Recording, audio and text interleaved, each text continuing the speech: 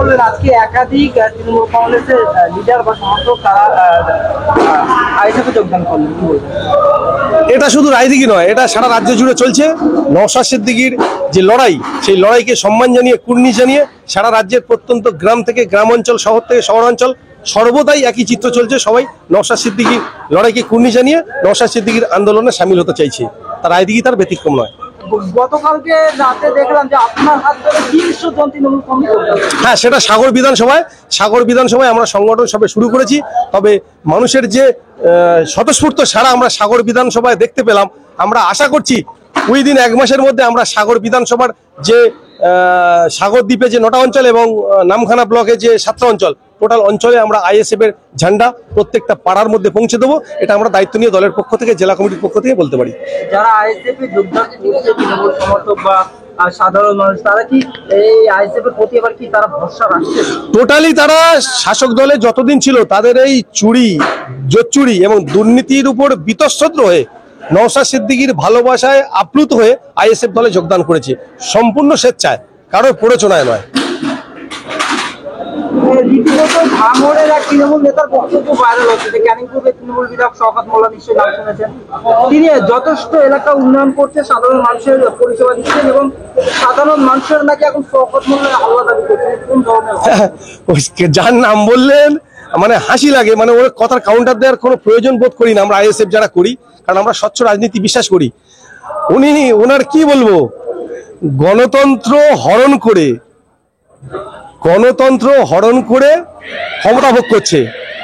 তাই আমার খুব বলার ইচ্ছে লাগে না যে ঘর বাড়ি ভাঙচুর করে উঠানে কেটেছে পুকুর, উচিত কথা বলতে গেলে খেপে ওঠে জাহান্নামের কুকুর। তো ন্যাচারালি ও জাহান্নামের কুকুর যে তকমাটা দেওয়া হয়েছে একদম ওর জন্য টোটালি অ্যাপ্রোপ্রিয়েট।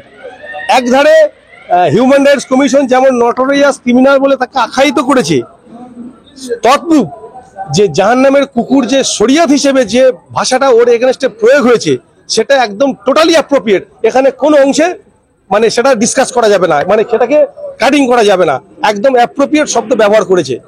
মানে এই যে শওকত ঘনিষ্ঠ যে তৃণমূল নেতা দাবি করলেন যে শওকত মোল্লা সাধারণ মানুষের আল্লাহ, কি বলবেন? এই শোনেন, ওই যারা মোদাসের আছে, কারা ওই কে হাকিমুল আছে, কারা সেই আপনার কি বলবো সেই বাহারুল আছে, এরা সব জোকার।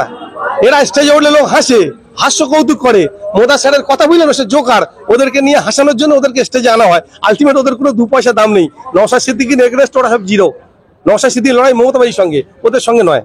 কি বলবেন যে রাজ্যে একজন মহিলা মুখ্যমন্ত্রী মমতা বন্দ্যোপাধ্যায়, যিনি প্রতিশ্রুতি দিয়েছিলেন কলকাতা থেকে লন্ডন করবে, 10 জন মানুষের প্রাণ হারাতে।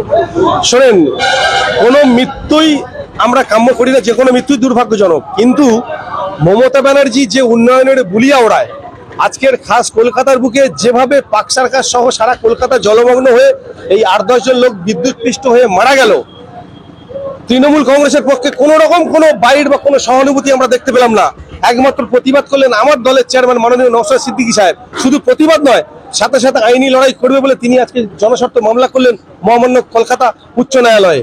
আমরা দেখতে চাই যে নওশাদ সিদ্দিকী যেমন মুখে বলে না, তিনি আইনি লড়াইটা সর্ব জায়গায় করে আসছে সবার জন্য।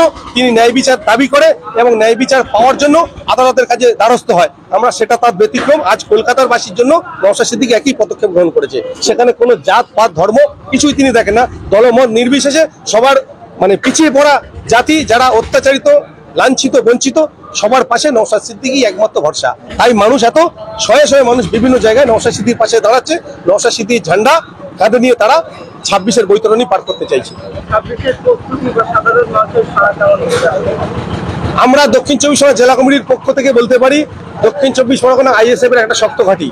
আমাদের দক্ষিণ 24 পরগনা যে 31টা সিট আছে, আমরা কম বেশি 1-2 জায়গা বাদ দিলে বাকি প্রায় 29টা-28টা ব্লকে আমরা অলরেডি আমরা পৌঁছে গেছি এবং মানে সার্বিকভাবে খুব গ্রহণযোগ্যতাভাবে সাধারণ মানুষ আইএসএফ কে ঝান্ডা নিয়ে কাজ করছে এবং দল উত্তরোত্তর শ্রীবৃদ্ধি বাড়ছে।